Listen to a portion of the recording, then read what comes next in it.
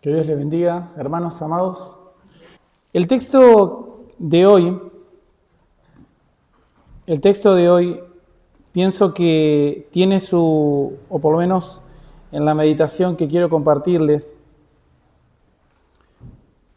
está en el versículo 1. Creo que ahí está la clave de la enseñanza principal de nuestra historia del día de hoy.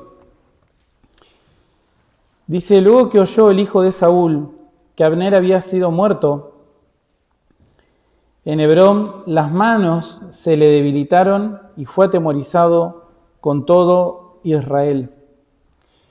Encontramos una verdad profunda en este comienzo del capítulo 4. Básicamente, cuando la esperanza de un hombre está puesta en otro hombre, tarde o temprano su confianza se va a desplomar. Es decir, no hay hombre en este mundo en el que podamos poner nuestra esperanza que no sea en Jesucristo, hombre. Sin embargo, esta es una lección difícil de aprender para todos los hombres, para todos nosotros. Es una lección muy difícil de aprender. Isboset confiaba en Abner y no confiaba en el Señor. Entonces, cuando Abner muere, el mundo de Isboset se cae. Su corazón se paraliza y porque su seguridad estaba cimentada en carne y sangre. Es llamativa la palabra justamente que utiliza: las manos se le debilitaron. Esto es un hebraísmo. Básicamente, una persona débil de manos es una persona que no tiene fuerzas para defenderse, es una persona que no tiene fuerzas para seguir adelante, básicamente. Es decir, su plan se había desplomado por completo. Lo mismo termina pasando con Israel, y fue atemorizado todo Israel. Eso significa que un pueblo sin fundamento en Dios va a terminar lleno de miedo ante noticias y circunstancias adversas. Otro principio fundamental que queda en evidencia en este pasaje y que podríamos deducirlo, es decir, este es el punto central de este texto. Es un gravísimo error poner nuestra confianza en cualquier otra cosa que no sea en el Señor y en su palabra. Y de esto se desprende una serie de muchas conductas, muchísimas conductas, por la positiva y por la negativa. Eso significa que si no podemos confiar en nadie más que en el Señor, entonces, cuando confiamos en el Señor, tenemos que conectar esa confianza con todas las consecuencias que le corresponde. Es decir, confiar en el Señor tiene que tener consecuencias prácticas, objetivas, visibles, palpables en tu vida. Tiene que haber frutos. Si los brazos de una persona que había puesto su confianza en la carne y en la sangre se debilitan ante malas noticias, lo opuesto tiene que ocurrir con una persona que ha puesto toda su confianza en el Señor. Aquellos que confían en el Señor ante noticias adversas se fortalecen más. Es decir, tienen más argumentos para confiar en el Señor. Es decir, su confianza había llegado hasta un límite al cual no había sido probado todavía. Pero cuando se presenta una nueva prueba, una nueva situación inesperada, entonces sus oportunidades materiales para confiar más en el Señor ahora se le acaban de presentar. Es decir, se fortalece mucho más en el Señor. Vemos el principio opuesto tipificado en David. David rechaza el asesinato de Isboset como una ayuda para subir definitivamente al trono. Él había estado esperando en el Señor y él obraba con integridad en este aspecto. Él rechazó la traición como un medio legítimo para alcanzar sus fines en todo momento. Ahora, esto puede ser solamente producido por el Espíritu de Dios en un hombre, ya que nuestra naturaleza es muy diferente. Es decir, el hecho de que David haya actuado de una manera tan diferente, tan distinta, tan opuesta a todos los reyes de su tiempo, es la misma razón por la que nosotros como cristianos hoy hacemos lo mismo. La única razón, lo único que nos separa de todas las personas que van camino al infierno, no es algo en particular que nos eleve por encima de ellos. De hecho, la Biblia dice que somos del mundo lo más débil que hay, lo más ignorante que hay. Somos lo despreciado, lo que este mundo dice esto no sirve. Pero aquello que el mundo dice esto no sirve, dice Dios, esto es mío. De todo aquello que el mundo dice no sirve, Dios lo toma en sus manos y dice, esto me pertenece a mí. Entonces el principio opuesto queda de relieve. Amados hermanos, confiemos en el Señor, esperemos en el Señor, apartémonos del mal. Es necesario entonces conectar lo que creemos con todas las consecuencias que eso tiene. Aquella persona que está esperando en el Señor también se aparta del mal. ¿Se entiende lo que digo? No solo se aparta del mal, también lo combate, también lo rechaza, es refractario al mal. Nos oponemos frontalmente a toda especie de mal. Jehová está conmigo, no temeré lo que me pueda hacer el hombre. Jehová está conmigo entre los que me ayudan, por tanto yo veré mi deseo en los que me aborrecen. Mejor es confiar en Jehová que confiar en el hombre. Mejor es confiar en Jehová que confiar en príncipes. Dice el Salmo 118, versículos 6 al 9. Entonces, cada día debemos esforzarnos en la gracia que es en el Señor Jesús, no por obras que hubiéramos hecho, sino por gracia, para conectar más firmemente lo que creemos con las consecuencias. El cristiano está en una lucha constante de hacer que lo que crees sea coherente con lo que haces. Esa es la lucha principal de todo cristiano. Tenés que luchar constantemente. ¿Para qué? Porque si yo creo en Cristo, entonces yo no puedo hacer esto. Entonces yo sí tengo que hacer esto otro. Entonces yo tengo que tener esta conducta. Entonces tengo que pensar de otra manera. Tengo que sentirme de otra manera. Porque si yo soy un cristiano, yo no me puedo sentir de esta manera ante esta situación. No puedo sentirme así, no puedo actuar así, no puedo pensar así. No me puedo aprovechar de esto. ¿Se entiende lo que digo? Esto que para otros es un tesoro, para mí es una basura inmunda, que la aborrezco. ¿Se entiende lo que digo? Y eso es una lucha constante en el cristiano. Es un esfuerzo perseverante. Cada día debemos reflexionar en las promesas y hacerlas nuestras en la oración. ¿Qué pues diremos? Si Dios es por nosotros, ¿quién contra nosotros? Eso es lo que decía Philip Melanchthon constantemente. Cada vez que él se escuchaba una noticia tremenda, se iba a su despacho donde tenía colgada esta frase: si Dios es por nosotros, ¿quién contra nosotros? Si Dios es por nosotros, ¿quién contra nosotros? Cada noticia tremenda que escuchaba, que probablemente había sido desatada por culpa de Lutero, y ahí estaba el profesor Melanchthon soportando a Lutero, se aferraba cada día su alma más a esa promesa: si Dios es con nosotros, por nosotros, ¿quién contra nosotros? El que no escatimó a su propio Hijo, sino que lo entregó por nosotros, ¿cómo no nos dará con Él todas las cosas?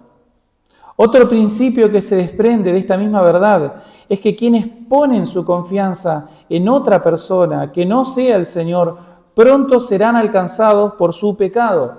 Es decir, ¿qué se desprende? Bueno, ¿qué pasa si yo pongo mi confianza? ¿Qué pasa si yo pongo mi confianza en otra cosa? Bueno, ¿sabes lo que va a pasar? Los traidores van a venir por vos. Eso es lo que va a pasar. Los traidores les va a aparecer una persona más atractiva a toda persona malvada que ande por ahí. Le va a dar la sensación de que sos una persona de la que puede beneficiarse. Te volvés más atractivo para los malvados. ¿Sí? Y obviamente, como dice el refrán, vos criás cuervos y luego ¿qué va a pasar? Te van a comer los ojos. Números 32, 23 dice: He aquí habéis pecado ante Jehová, y sabed esto, lo que vuestro pecado os alcanzará. Números 32, 23. Al final voy a utilizar este pasaje bíblico porque creo que esto efectivamente es lo que les pasa a todos. Esto es lo que le pasa a Isboset, su pecado lo alcanzó. Es lo que le pasó a Abner, su pecado lo alcanzó. Es lo que le pasó a Asael, su pecado lo alcanzó. Es lo que les pasa a todos los hombres que resisten la voluntad de Dios y que empiezan a tomar una tras otra decisión, apartados de la voluntad revelada, conocida, sabida de lo que Dios manda. Cada paso que des, entonces te mete más y más en el pecado. Y he aquí, sabed que habéis pecado ante Jehová y vuestro pecado os alcanzará. Nada que obtengas por haber apostado en contra del Señor te va a dar lo que te prometió. Nada que obtengas por haber apostado en contra del Señor te va a dar lo que te prometió. El pecado es un muy mal socio para hacer acuerdos. ¿Y cómo sé que he puesto mi confianza en alguien más o en otra circunstancia que no sea en el Señor? El versículo 1 te lo puede mostrar también. Bueno, está bien, yo entiendo, no tengo que apostar en contra del Señor. Está bien, entiendo que debo hacer la voluntad de Dios en todas las cosas. Ahora, ¿cómo sé que yo no estoy haciendo esto? ¿Qué pruebas puedo tener de que no estoy poniendo mi confianza en el Señor realmente, aunque creo que lo estoy haciendo? Pero hay algo que evidentemente me indica que muchas veces no lo hago. Y bueno, el versículo 1 te lo indica claramente. ¿Están acaso tus piernas debilitadas, tus brazos debilitados?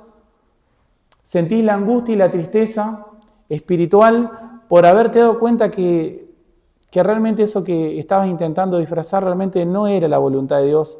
Parecía que sí, y veremos que en este texto las buenas intenciones realmente son excusas y se utilizan de manera malvada para encubrir las verdaderas intenciones. Vamos a ver que no hay un lugar tan cercano debajo del cielo, no hay un puesto al que puedas llegar, no hay una iglesia en la que puedas entrar que vaya a obrar aparte de tu propio arrepentimiento. Todo lo demás es fundamental, es parte de muchas cosas positivas que uno tiene que hacer, pero hay una sola cosa que es lo que realmente termina siendo la piedra angular y es el verdadero y el genuino arrepentimiento. Es contrastar tu vida, tus acciones, tu forma de pensar, tus sentimientos, todo contra la palabra del Señor, contra lo que Él ha mostrado claramente en su voluntad.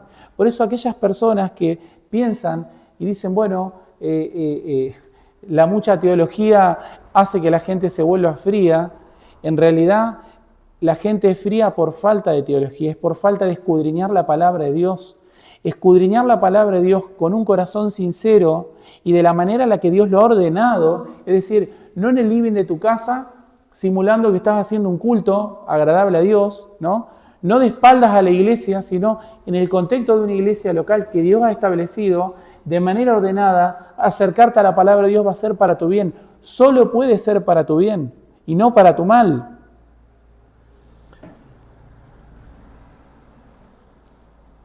Entonces tenés que mirar tus piernas, tus brazos, considerar cuán débiles son para hacer la voluntad de Dios, cuán incapaz te has vuelto para reconocer y obrar conforme a los mandamientos de Cristo. Amados hermanos, la persona que se habitúa a mentir en cosas pequeñas, luego terminará mintiendo en cosas grandes. La persona que es codiciosa, no depende eso de su condición económica realmente, sino que es una actitud del corazón. Lo mismo pasa con la envidia y con todos los pecados que vemos en los 10 mandamientos. No depende de la condición externa del hombre ni de sus circunstancias, sino que siempre y absolutamente siempre depende de lo que en el corazón de esa persona hay. ¿Se entiende? Es decir, el pecado y las consecuencias del pecado siempre parten de nuestro propio corazón y nunca están afuera. Aquella persona que dice la situación me llevó a pecar, está equivocada totalmente. La situación lo único que hizo es sacar afuera el pecado que ya estaba ahí, el cual no mortificaste, sobre el cual pudiste ocultarlo muchas veces, pero ¿qué ocurre? La Biblia siempre lo muestra, dice, y aconteció que siempre acontece algo, siempre pasa algo que lo deja en evidencia, y las buenas intenciones muestran en realidad una terrible traición, muestran el egoísmo más aberrante, muestran que el pecado no tiene límites. El apóstol Pablo dice, yo sé que en mí, esto es en mi carne, no mora el bien, porque el querer el bien está en mí, pero no el hacerlo. El cristiano verdadero está persuadido de que quiere hacer el bien y puede ver el mal que hay en su propio corazón porque está del otro lado, no está abrazado con el mal, está del otro lado y lo observa y dice, pero esto no es lo que yo quiero. Tiene claro lo que quiere y observa el mal como algo que lo lleva a decir, hoy soy miserable. No puedo estar pensando esto, no puedo querer esto. ¿Cómo me voy a sentir de esta manera frente a esta situación si a un hermano le va bien? ¿Cómo me voy a sentir mal yo si soy un cristiano verdadero? ¿Cómo puede ser que me angustie el bien que otros reciben de parte de Dios y de parte de Dios todos reciben todo? Contra Dios me estoy rebelando, no contra mi hermano. ¿Se entiende? Y lo mismo ocurre en todos los aspectos de nuestra vida. ¿Se entiende? Eso siempre es así, es una ley universal. Hay corrupción en nuestro corazón, pero no debemos seguirla, sino combatirla. Nada que obtengas por seguirla será para nuestra paz, será para tu paz y para tu bien. Hay personas tan corrompidas que no pueden ver el nivel de maldad que hay en sus formas de conducta. Un caso paradigmático es el caso de Orígenes de Alejandría. Uno de los teólogos más influyentes de la iglesia primitiva enfrentó una prueba severa durante la persecución de Decio en el año 250 después de Cristo. Según la tradición, que es citada en realidad por Thomas Watson en su libro La malicia del pecado o Mischief of Sin, creo que se dice, Orígenes, bajo amenaza de muerte, cometió un acto de debilidad al rociar incienso sobre un ídolo pagano, un gesto que equivalía a negar su fe para salvar su vida. Este compromiso, motivado por el miedo al sufrimiento, lo persiguió profundamente durante muchos años. Más tarde, mientras se preparaba para predicar, abrió su Biblia y providencialmente sus ojos cayeron sobre el Salmo 50:16 y decía: pero el impío, dice Dios, ¿qué tienes tú que hablar de mis mandamientos y estatutos, o que tomes mi pacto en tu boca? La palabra de Dios lo confrontó con tal fuerza que Orígenes, abrumado por la culpa y el dolor de su pecado, rompió en llanto, incapaz de pronunciar su sermón, y descendió del púlpito humillado. En este momento, aunque doloroso refleja cómo Dios usa su palabra para llevar al arrepentimiento y restaurar a los que caen, mostrando soberanía en cada aspecto y detalle de nuestra vida. Vemos que David, ante el asesinato de este hombre, de Is-Boseth, como un medio para consolidar su reino, confió en la providencia divina y aborreció la actitud malvada de estos dos hombres perversos. Entonces, amados hermanos, las presiones del mundo siempre van a estar ahí. Las presiones de todo tipo van a estar ahí. Todas las presiones del mundo se van a abalanzar sobre nosotros, pero la persona que se aferró al mástil de Jesucristo, observa todas las inclemencias como una oportunidad para abrazarse mucho más, no para saltar del barco, no para huir con los cobardes, ¿sí? No para buscar otro bote salvavidas. Se agarra mucho más con ese barco sabiendo que nunca, jamás se va a hundir. Nunca se va a hundir. No hay ninguna situación que pueda hundir ese barco cuyo mástil es Cristo. Vamos a ir avanzando en el texto y quisiera entonces, amados hermanos, que puedan afianzar esta idea que quiero exponer, y es: toda circunstancia debe ayudarte a confiar mucho más en el Señor, por más trágica que sea. Este texto nos advierte y te dice: tené cuidado, tené muchísimo cuidado con poner tu confianza en otra cosa que no sea el Señor Jesucristo y su palabra. Guarda con las oportunidades que se presentan, ¿no? Estamos llenos de oportunidades inesperadas. ¿Quién se iba a esperar que estos dos hombres iban a matar a su rey y traer la cabeza a David? Era una oportunidad perfecta para David. Pero esa oportunidad, que para cualquier otro rey del mundo hubiera significado oro, para David fue un acto aberrante, fue una cosa terrible. La actitud opuesta ocurre, es decir, él se entera de la muerte de la manera más brutal y lo aborrece y lo rechaza porque su confianza estaba puesta en el Señor. Lo opuesto le pasó a Is-Boseth antes de que lo maten. Cuando él se entera de la muerte de Abner, como él era un rey ilegítimo y su confianza estaba puesta en Abner, al enterarse que Abner murió, entonces se derrumbó moralmente. No quiero hacer la típica pregunta que hacen los predicadores motivacionales y decirte: ¿cuál es tu Abner, digamos, ¿no? ¿Cuál es el Abner de tu vida?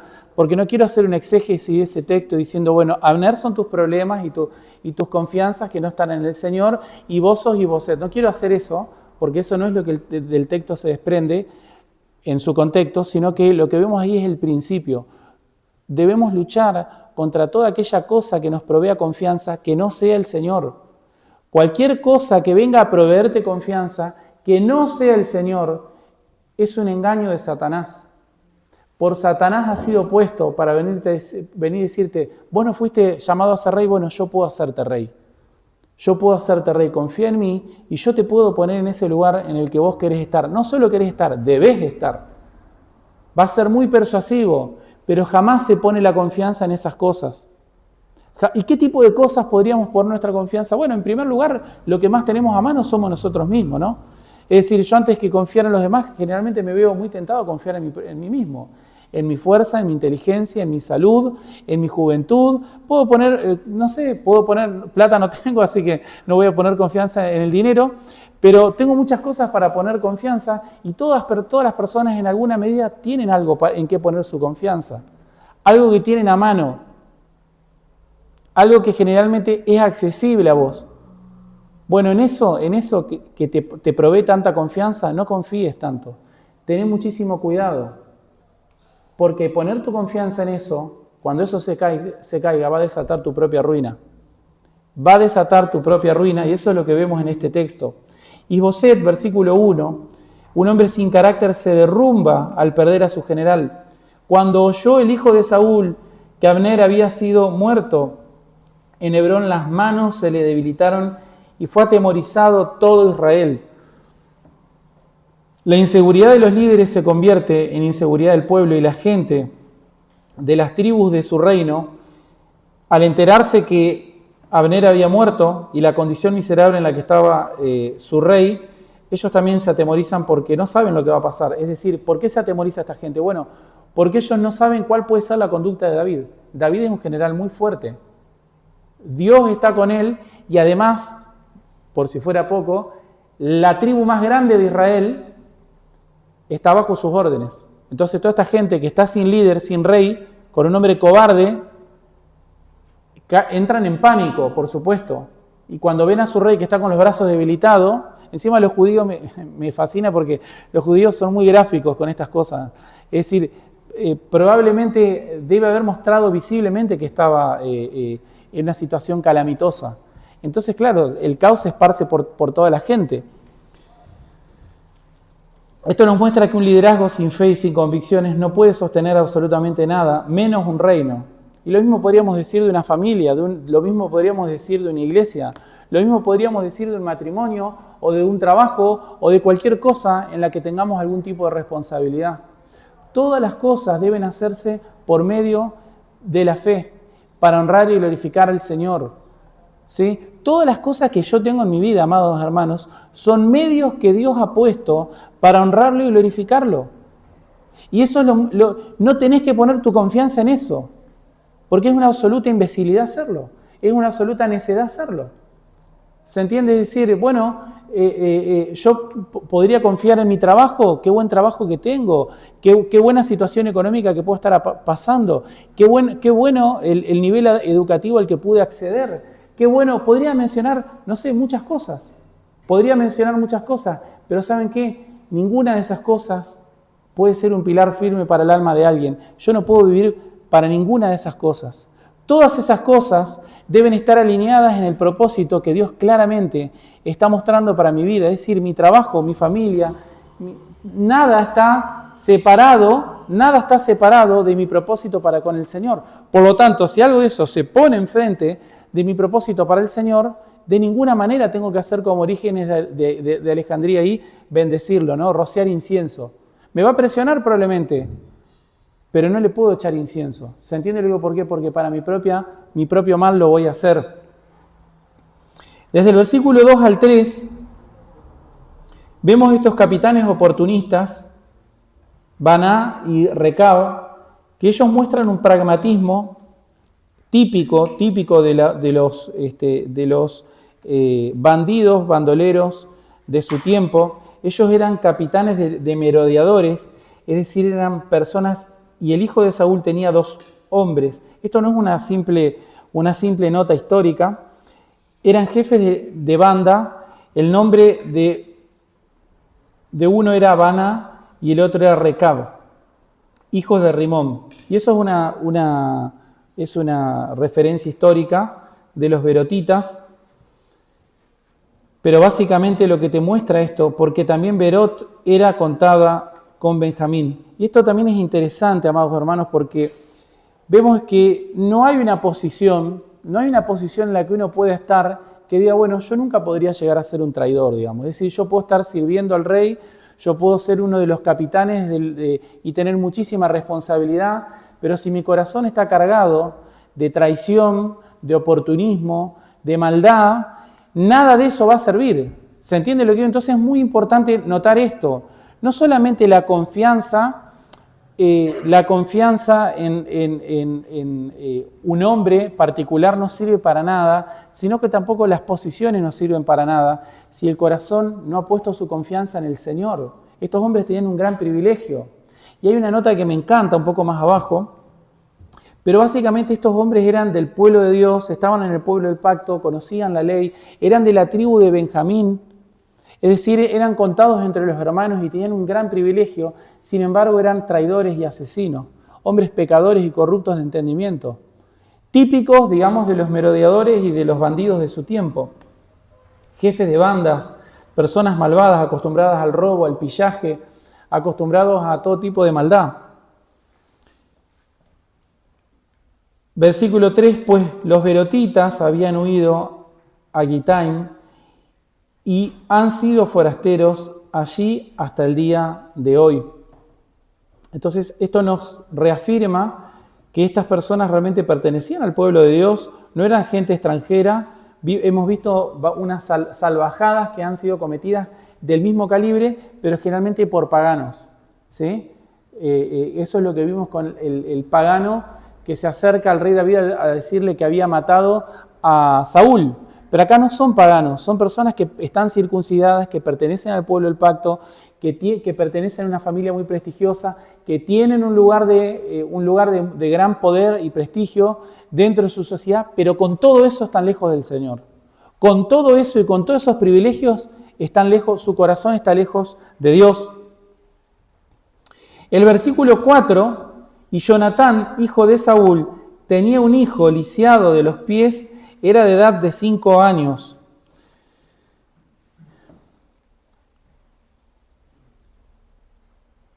Cuando la noticia de la muerte de Saúl y de Jonatán llegó a Jezreel, y lo tomó su nodriza y huyó, y aconteció que al huir apresuradamente el niño cayó y quedó cojo, y su nombre era Mefiboset. Bueno, este es un versículo que me costó bastante, realmente me costó bastante pensar por qué la palabra de Dios pone o sea, ¿por qué este paréntesis, digamos? Digamos? Y realmente empecé a buscar varios comentarios bíblicos, digamos, ¿qué tiene que ver Mefiboset en esta historia? Digamos? Estamos hablando de Isboset, estamos hablando de que murió Abner, estamos hablando de que hay dos generales sedientos de traición, de oportunismo, y de pronto aparece una historia como una especie de paréntesis, digamos. Y busqué comentarios bíblicos y realmente no encontré ningún comentario bíblico al respecto de por qué esto está aquí, así que esto me dio la oportunidad de pensarlo por mí mismo, digamos, de por qué está aquí.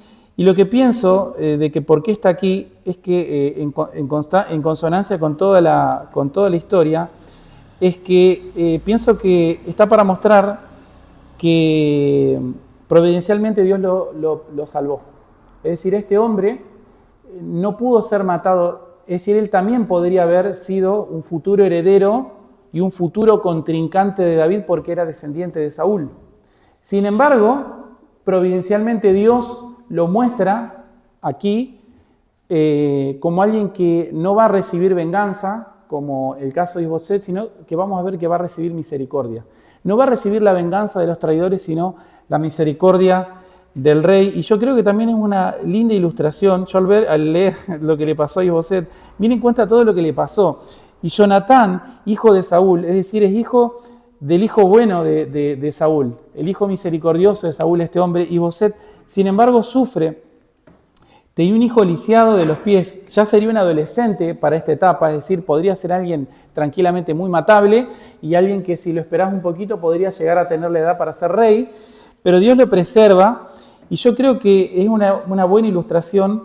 Creo que no podemos exegéticamente decir, bueno, ¿qué representa esto aquí? Yo pienso que tiene que ver con mostrar la misericordia de Dios sobre él, y si uno traza una recta de la vida de Mefiboset, creo que es una linda ilustración de todos nosotros. Es decir, yo creo que todos aquellos que miran a Mefiboset tendrían que mirarse en un espejo, digamos. Es decir, pienso que muchos de los elementos de él se podrían aplicar en una analogía para nosotros, digamos. Creo que de alguna manera, y Jonatán, hijo de Saúl, tenía un hijo lisiado de los pies, era de la edad de 5 años cuando la noticia de la muerte de Saúl y de Jonatán llegó a Jezreel. Es decir, este hombre se ve envuelto, queda lisiado por situaciones de las cuales no tenía absolutamente nada que ver. Es decir, él de alguna manera está cargando con las consecuencias del pecado de otros, digamos, ¿no? Y yo cuando pienso en eso, también pienso en Adán y pienso en mí y digo, en cierta forma, yo creo que yo creo que estamos lisiados de nuestros pies, digamos. Le veo una aplicación espiritual en ese sentido, digamos. No exegéticamente, sino en una aplicación. Y pensar cómo terminó este hombre. Y este hombre terminó recibiendo misericordia. Terminó sentado en la mesa. Y pienso que es hasta un pequeño destello de Cristo aquí, ¿no? Este es como una especie de paréntesis de la misericordia. Mirá, acá está la misericordia. ¿Ves toda esta barbaridad, esta salvajada que estás viendo acá? Sí, pero mirá la misericordia del Salvador.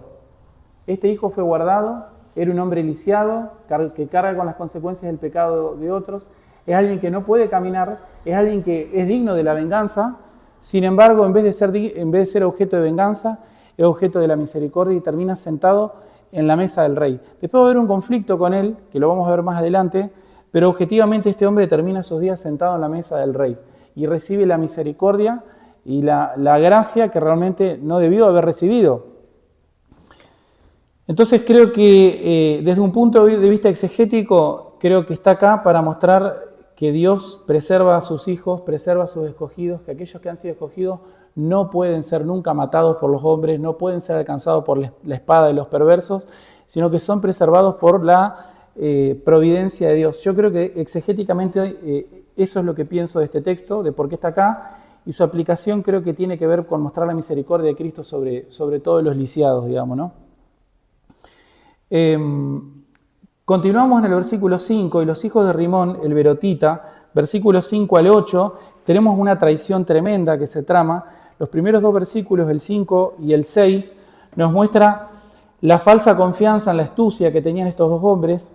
Los hijos de Rimón, el Berotita, Recab y Baná, fueron y entraron en el calor del día de la casa, en casa de Isboset, el cual estaba durmiendo a la siesta en su cámara.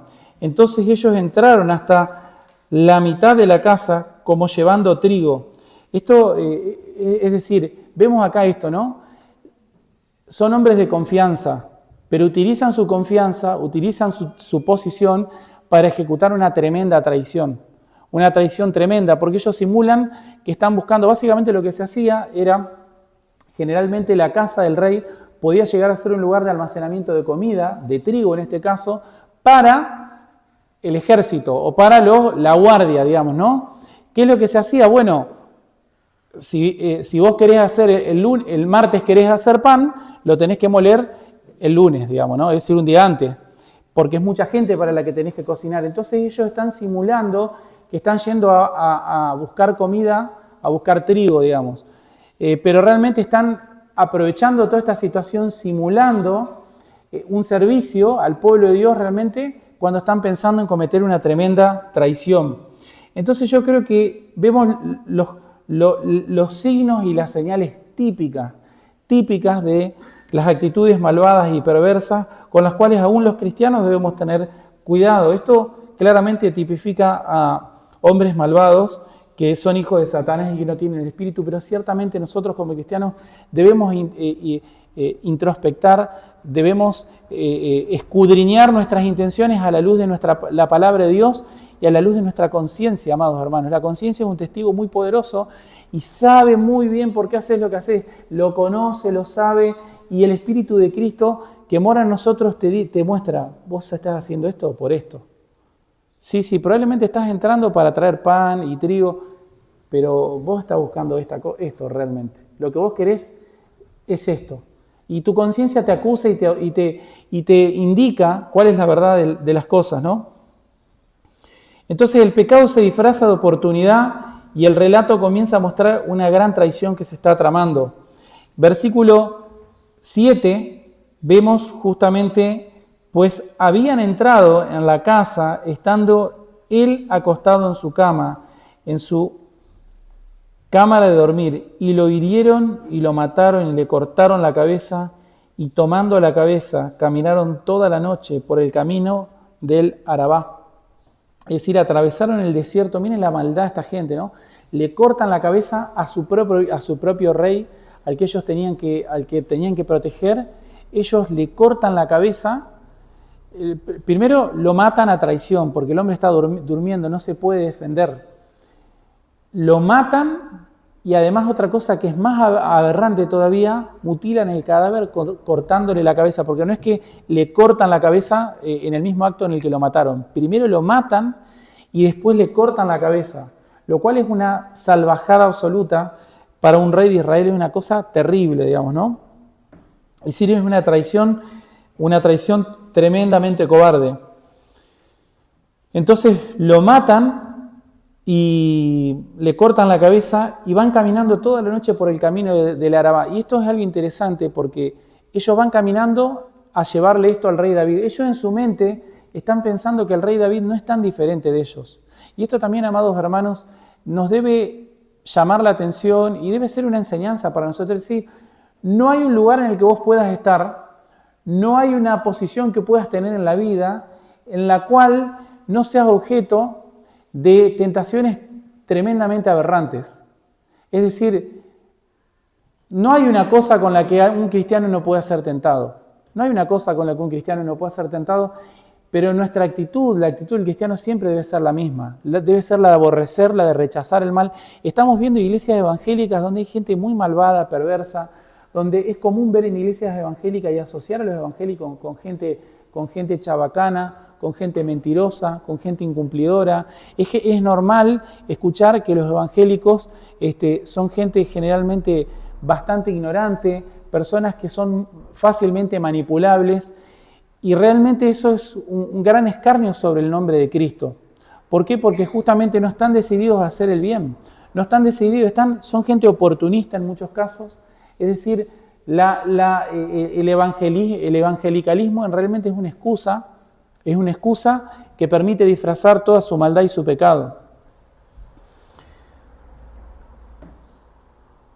Entonces estos hombres caminan toda la noche por haber hecho su trabajo malvado, y ellos trajeron la cabeza, versículo 8, la gran hipocresía, sigue la hipocresía, y esto también es interesante pensar esto. El pecado primero, John Owen lo dice, empieza primero como una pequeña sugerencia, que digamos como si fuera, primero golpea la puerta, y si no golpea la puerta y no atendés, toca timbre, y se queda parado esperando a ver si salís a atenderlo. Y si no tocas timbre, no salís de nuevo, toca de nuevo.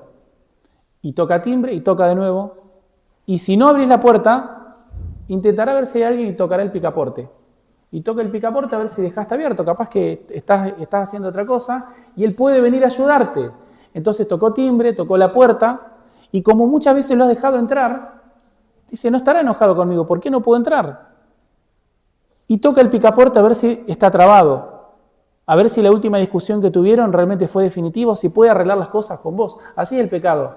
Tal vez esta discusión no se puede solucionar, te dice. Quédate tranquilo, se puede solucionar. Y vos le echaste, no, fuera, tac, le cerraste la puerta, ¿no? Y está ahí golpeando, esperanzado de que le des otra oportunidad. Y se va a quedar ahí, amados hermanos. Se va a quedar ahí. Lo importante es que esa puerta esté trabada. Lo importante es que nuestra disposición de corazón sea una disposición firme. Sea una disposición firme. Entonces el pecado primero empieza con una pequeña sugerencia, pero es capaz de hacer grandes aberraciones. Entonces no les bastó con matarlo, no les bastó con cortarle la cabeza, sino que además quieren ir y hacer partícipes a otros. Y no es a cualquiera, es al rey mismo de la nación.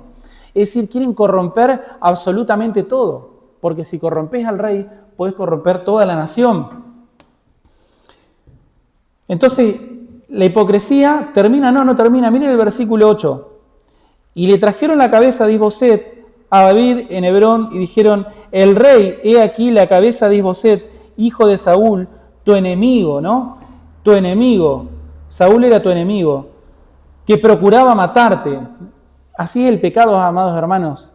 te va a dar muchos argumentos, va a incitar, va a ver justamente por dónde puede haber una fractura, por dónde puede haber una tentación, un lugar en el cual puedas ser condescendiente con él. No hace falta que lo veas muy mal, tal vez con que no lo veas tan bien, bueno, no está tan mal.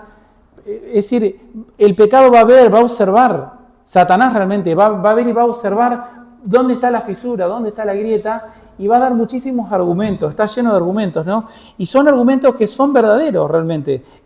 ¿Saúl era enemigo de David? Por supuesto que sí, pero para David no.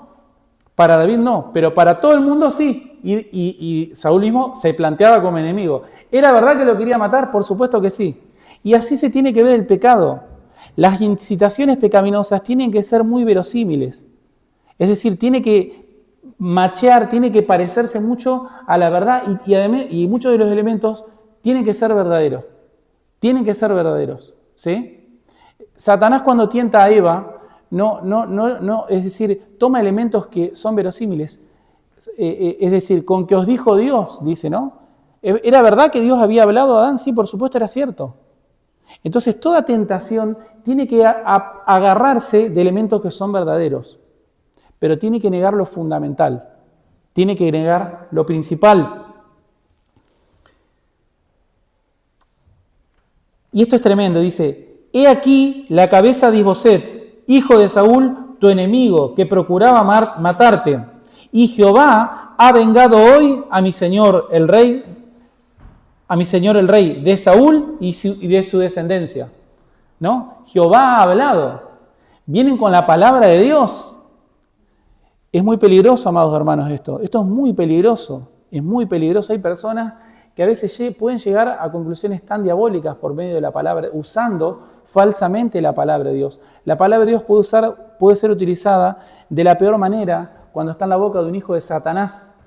Va a tomar elementos verosímiles de la palabra de Dios para justificar salvajadas, barbaridades, grandes pecados. Y David respondió a Recab y a su hermano Bana,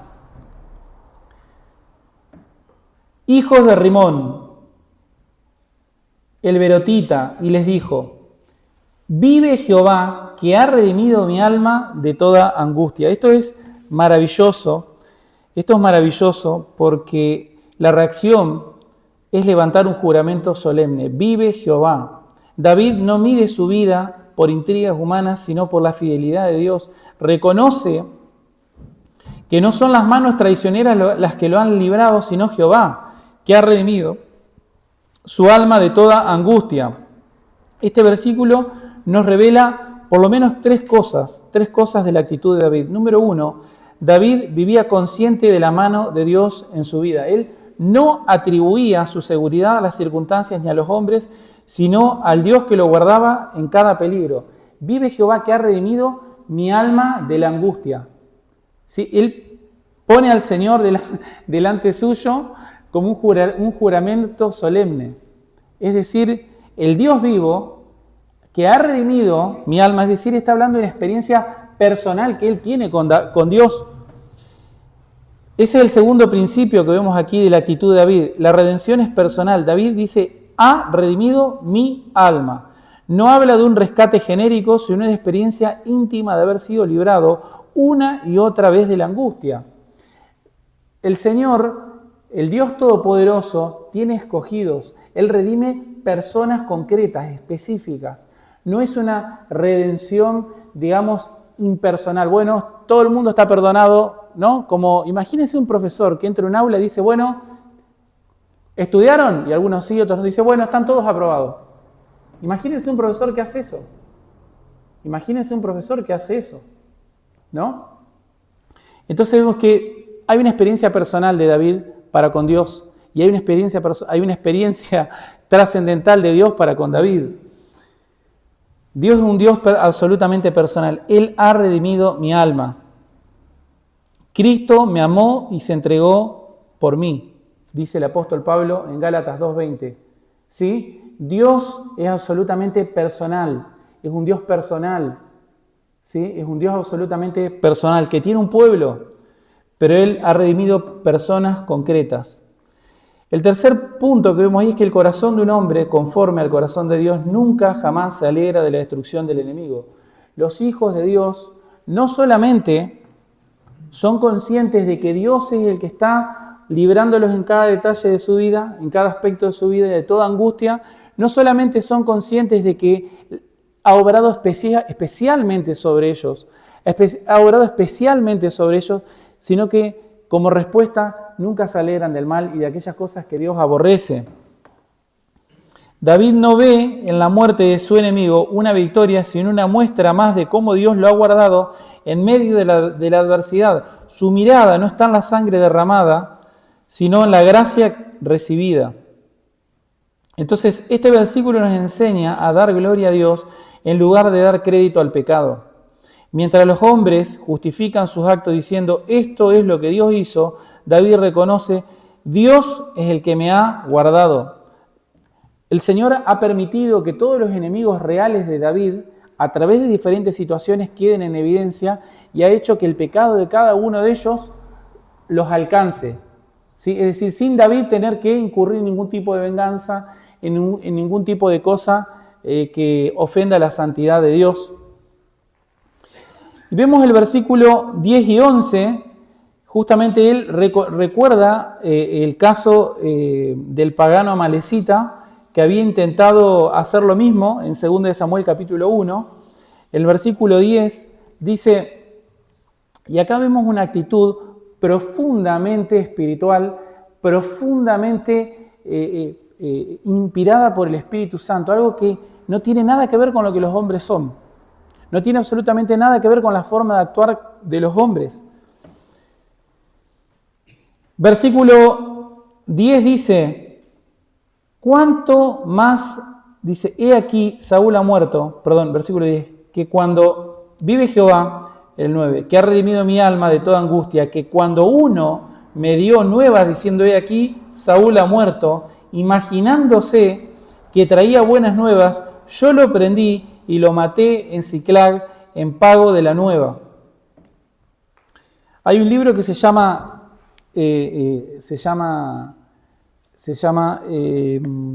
Diálogo en el infierno entre Montesquieu y Maquiavelo. No sé si han leído El Príncipe de Maquiavelo o El Espíritu de las Leyes de Montesquieu, pero son libros de ciencia política, podríamos decir, pero son libros de la cultura universal que te muestran dos principios muy opuestos.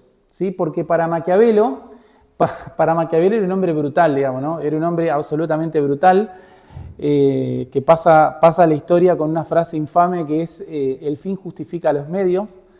Y para Montesquieu, en El Espíritu de las Leyes, imaginemos un ilustrado del siglo XVII, producto del racionalismo de su tiempo, él confía, tiene cierta confianza y cierta esperanza en la humanidad, es decir, él deposita su confianza en que el hombre realmente puede ser bueno, de que si el hombre se organiza y se somete al imperio de la ley, puede vivir y puede expresar toda su virtuosidad. Para Maquiavelo esto no es así para nada. Maquiavelo está en el extremo absolutamente opuesto. Este libro lo escribe un hombre que se llama Maurice Joly y él menciona justamente qué es lo que hacen los reyes y cómo se comportan en general todos los hombres. Y en este diálogo que él escribe es una sátira, están Montesquieu y Maquiavelo charlando, están los dos en el infierno hablando y están discutiendo sobre política. Y en el primer diálogo, dice, Maquiavelo está justificando su postura política contra Montesquieu, que tiene la opuesta. Para Maquiavelo el hombre es malo, para Montesquieu el hombre es bueno. Entonces, pero están los dos en el infierno, ¿no? Y Maquiavelo le dice, he aquí la formulación de mi sistema y dudo que inferencias sobre hechos morales y políticos puedan quebrantarlo, porque está constituido de principios eternamente verdaderos, dice Maquiavelo. El instinto malo es en el hombre el más poderoso que el bueno. El instinto malo en el hombre es más poderoso que el bueno. El hombre experimenta mayor atracción por el mal que por el bien. El temor y la fuerza tienen mayor imperio sobre él que la razón. Todos los hombres aspiran al dominio y ninguno renunciaría a la opresión si pudiera ejercerla. Todos o casi todos están dispuestos a sacrificar los derechos de los demás por sus propios intereses. ¿Qué es lo que sujeta a estas bestias devoradoras que llamamos hombres? En el origen de las sociedades está la fuerza brutal y desenfrenada. Más tarde fue la ley, es decir, siempre la fuerza, porque les pregunto, ¿alguien se puede rebelar contra la ley? No, la ley se impone, básicamente. La ley se impone. Cuando nosotros vinimos acá ya había una ley y si vas en contra de la ley, el Estado te va a castigar, digamos, ¿no? En el origen de las sociedades está la fuerza brutal y desenfrenada. Más tarde fue la ley, es decir, cuando la sociedad avanzó, fue la ley, es decir, siempre fue la fuerza, reglamentada formalmente en forma de ley. Habéis examinado los diversos orígenes de la historia. En todos aparece la fuerza anticipándose al derecho. La libertad política es una idea relativa. La necesidad de vivir es lo que domina en los estados y en los individuos. Esta es la idea brutal, absolutamente brutal de Maquiavelo. Es decir, es la fuerza y es el temor lo que finalmente mejor funciona para controlar las sociedades. ¿Por qué? Porque todos tienen un pequeño dictador adentro, digamos, y si pudieran ejercer su violencia en toda su magnitud, lo harían. Esa es la idea de Maquiavelo. Ahora, vemos acá que esto no tiene nada que ver con el reino de los cielos, y no tiene absolutamente nada que ver con el reino de Cristo, y no tiene nada que ver incluso con aquellos hombres que se han rendido a Cristo, como es el caso del rey David. Cualquier otro rey, y de hecho muchos reyes de la historia, se han alegrado cuando le traen la cabeza. Es decir, lo que están haciendo estos hombres era algo normal, absolutamente aceptable, absolutamente válido para los reyes de su tiempo, que te traigan la cabeza de tu enemigo en bandeja de plata, como fue en el caso de Herodes con Juan el Bautista, aquella persona que te estorbaba, acá está su cabeza. Era algo absolutamente, era un acto de pleitesía, pero aquello que para un hijo de Satanás es un acto de pleitesía, para un hijo de Dios es una aberración insoportable que debe ser castigada con la pena máxima. Entonces, el reino de Dios es absolutamente diferente y Hebreos 11 es la prueba de eso. Y David lo atestigua con su conducta. El Salmo 15, 4 dice, aquel a cuyos ojos el vil es menospreciado, pero honra a los que temen a Jehová. Entonces este hombre, David, piensa esto. Él ve a las personas viles y las menosprecia. Y lo que hicieron estos hombres es una vileza, y él mismo lo describe. Dice, ¿cuánto más, versículo 11, los malos hombres que mataron a un hombre justo en su casa y sobre su cama? Está expresando toda la vileza que hubo en la barbaridad que hicieron, la salvajada. Ahora pues, ¿no he de derramar su sangre de vuestras manos y quitaros de la tierra? Es una abominación lo que hicieron y son castigados por esa abominación. El Salmo 15:4 termina, el que aún jurando en daño suyo, no por eso cambia. Este es un principio, amados hermanos, fundamental, primordial para toda aquella persona que quiera hacer la voluntad de Dios, aquella persona que aún jurando en daño suyo, no por eso cambia. No por eso cambia, amados hermanos. Entonces, el cristiano tiene una nobleza excepcional, tiene una forma de conducta que es diferente. No se abusa y no se aprovecha de las maldades que este mundo le puede ofrecer. Lo que el mundo ofrece para un cristiano no es atractivo. Al cristiano le atrae lo que la palabra de Dios le promete. Eso es atractivo para un cristiano. Lo que la palabra de Dios me promete es agua para mi garganta, ¿sí? Es agua para mi garganta. El castigo es ejemplar. Versículo 12. Entonces David mandó a los jóvenes y ellos los mataron y les cortaron las manos y los pies. Miren, les pagan, digamos, con la misma moneda, pero toma una forma de justicia diferente, porque esta forma en la que los están matando es para mostrar un acto ejemplar. Así terminan los traidores, ¿sí? Esta es la idea de esta forma de castigo. Y ellos los mataron y les cortaron las manos y los pies y los colgaron sobre el estanque en Hebrón. Y es fuerte hacer esto en Hebrón. ¿Por qué? Porque Hebrón es una ciudad de refugio. Hebrón es una ciudad pero ¿cuál es el problema? Que el tipo de asesinato que esta gente cometió es un asesinato que sí merece la muerte. En Hebrón vos te podías escapar si habías matado sin querer, pero no siendo un traidor y un asesino. Entonces, luego tomaron la cabeza de Is-Boseth y la enterraron en el sepulcro de Abner en Hebrón. Y esto también es un acto de honra, es decir, lo único que le traen, él no sabe qué pasó con el cuerpo, pero sí sabe qué pasó con la cabeza. Entonces él está honrando a su enemigo al enterrarlo justamente en el sepulcro de un hombre tan valeroso como era Abner. Es decir, está honrando a su enemigo en vez de menospreciarlo. Entonces, amados hermanos, Números 32:23 advierte: he aquí, habéis pecado ante Jehová, sabed que vuestro pecado os alcanzará. Esto es una máxima que los revolucionarios franceses no escucharon o no entendieron. Una de las máximas que salió de la Revolución Francesa fue que la revolución termina devorando a sus hijos. Es decir, pero en realidad la revolución termina devorando a sus hijos podría resumirse perfectamente realmente en Números 32:23. He aquí habéis pecado ante Jehová y sabed esto, que vuestro pecado os alcanzará. Amados hermanos, el texto de hoy nos muestra que el pecado siempre alcanza a aquellos que delinquen delante del Señor. Debemos por lo opuesto poner toda nuestra confianza en el Señor Jesucristo, poner toda nuestra confianza en sus promesas. ¿Qué diremos a esto? Si Dios es por nosotros, ¿quién contra nosotros? El cristiano tiene todo para poner toda su confianza en Cristo y no en los hombres, no en sí mismo, no en las circunstancias y no en ninguna otra cosa, ¿sí? Confiamos en la palabra de Dios, la cual nos sostendrá para siempre. Amén. Terminamos con una oración. Padre nuestro que estás en el cielo, te damos gracias, te damos toda la gloria y la honra por tu palabra, Señor, que nos advierte, que nos muestra que muchas de estas vilezas que son realmente impactantes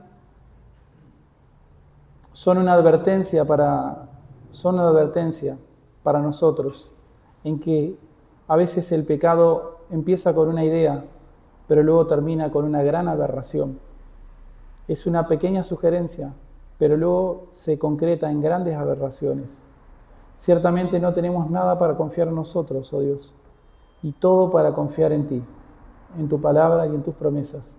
Ayuda, Señor, a esta iglesia, a estos hermanos y a mí, Señor, a poner toda nuestra confianza en el Salvador, a saber y a recordar que nunca el bien se propaga por medio del mal, sino que con el bien debemos vencer el mal. Ayúdanos, Señor, en el nombre de Jesús. Amén.